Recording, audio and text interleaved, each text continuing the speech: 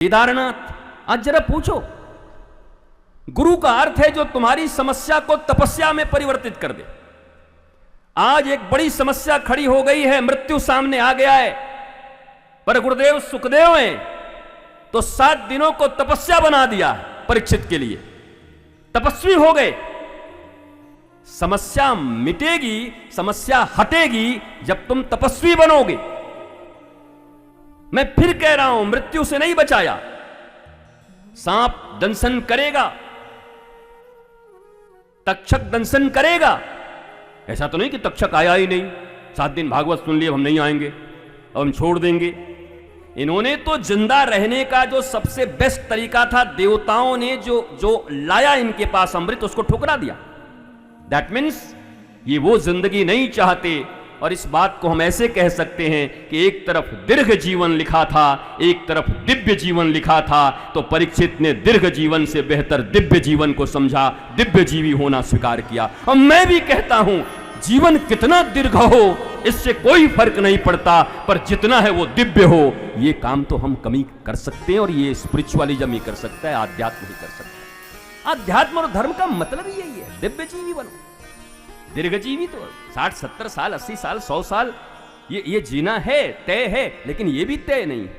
जिंदगी तो ऐसी है कि यमुना जी के किनारे बड़े बड़े वृक्ष लगे हुए हैं, पल्ली पार चले जाओ, मैं 2500 साल से हूं यहां पर देख रहा हूं, तो अब वो लगे हुए हैं। वैसे तो वृक्ष की उम्र 100 साल होती है, 100 साल रह जाए, लेकिन अगर एक छोटी सी बाढ़ आ जाए और नीचे से मिट्टी खिसक जाए तो वृक्ष 2 घंटे में खत्म।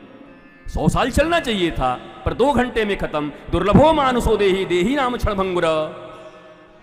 मनुष्य जन्म दुर्लभ है, पर इसके साथ सबसे बुरी चीज है क्षणभंगुर है। कब मिटे कुछ खबर नहीं, कब जाए कुछ खबर नहीं। हमारे पूर्व पारिवारिक जीवन के एक रिश्तेदार अभी 1.5 साल पहले ही महाराष्ट्र, आई थिंक नागपुर या मुंबई में राम कथा करते करते स्टेज से उतरते उतरते ठाकुर जी ने अपने चरण में ले लिया। तो जीवन की लीला। पर हां, वो जो दिव्य जीवी हैं वो जीवन भी ऐसे ही जी रहे हैं, और मृत्यु को भी मौत महबूबा है अपनी सबको गले लगाएगी। ठाकुर जी हैं वो तो बैठे हुए, यहां भी वृंदावन है, वहां भी गोलोक है। श्रीमद् भागवत आपके जीवन से भय निकाल देता है। और याद रखो, तुम्हारे पास वस्तु जितना हो, धनी जितने हो, समृद्ध जितने हो, लेकिन अगर भयभीत हो तो जीवन बड़ा नरक के जैसा होता है। महात्मा अभय होते, निर्भय होते। महात्मा का पहला लक्षण किसी से पूछो, अभयत्व अगर उनके भीतर है, निर्भयता। क्या मिला क्या गया कुछ खबर नहीं।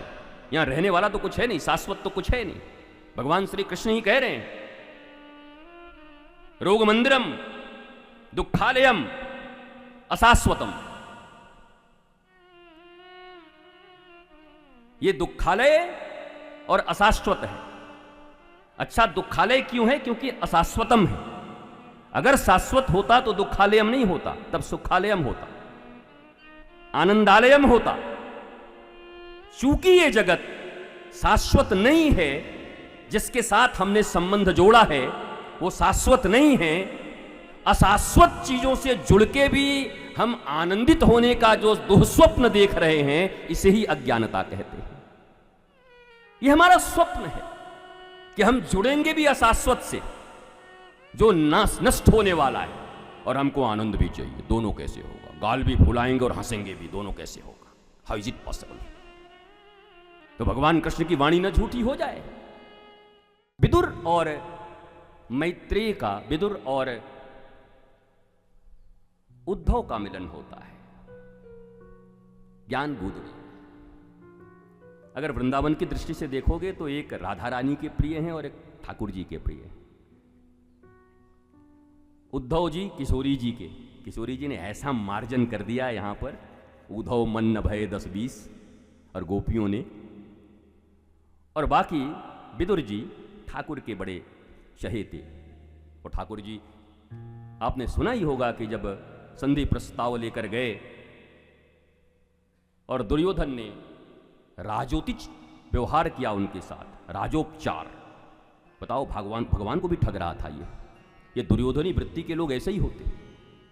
ऐसी व्यवस्था बनाई, बोला ठाकुर जी खुश हो जाएंगे, हमारी तरफ आ जाएंगे, मामला बन जाएगा। तो ठाकुर जी बोले छो, हाँ बचपन में माखन उखन चुराते थे, इतना बढ़िया भोजन कहाँ मिलेगा। अब बुद्धि जिनकी खराब होती है वो ऐसे ही लोग होते हैं, समझ लेना।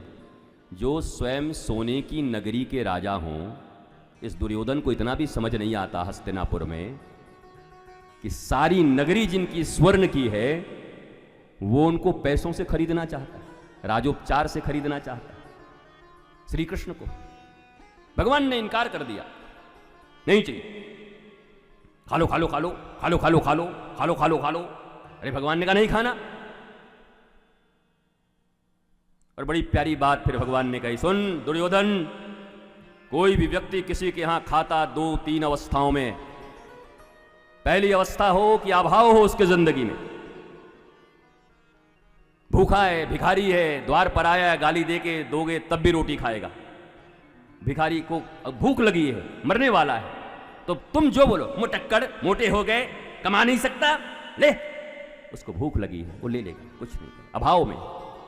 दुर्योधन कोई भी किसी व्यक्ति के यहां खाता है तो अभाव में खाता है या तो प्रभाव में खाता है।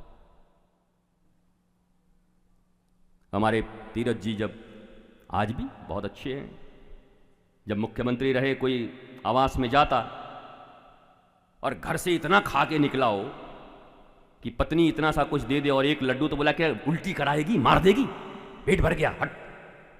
और तीरथ जी के यहां पहुंच गया सेम हाउस। अब पहुंचने के बाद एक लड्डू प्रस्तावित कर दिया गया, घर से मिल गया, खाइए खाइए भाभी जी। प्रभाव, एक तो अभाव, दूसरा प्रभाव। कैसे इनकार करें, कैसे इनकार कर सकते हैं? एक कटसी भी है, एक मैनर भी है, और बाकी मैक्सिमम टाइम में तो बैनर ही है, हमारा बैनर बढ़िया बना रहे, मिलेंगे तो दुर्योधन, लक्ष्मी मेरे पांव दबाती है, जिस लक्ष्मी के लिए सारी दुनिया पागलों की तरह यहां वहां घूम रही है, क्षीर सागर में मैं शयन किया हुआ हूं और अपने गोद में लेके मेरे पांव दबाती है। मैं जनार्दन, गोविंद हूं, कृष्ण, विष्णु। लक्ष्मी मेरे पांव दबाती है, अभाव मुझे नहीं है। दूसरी बात है, तू अपने भाइयों की संपत्ति छीन कर बैठा हुआ है चोरों की तरह, इसलिए तेरे चरित्र का कोई प्रभाव भी मेरे ऊपर नहीं। और अंतिम बात सुन ले दुर्योधन,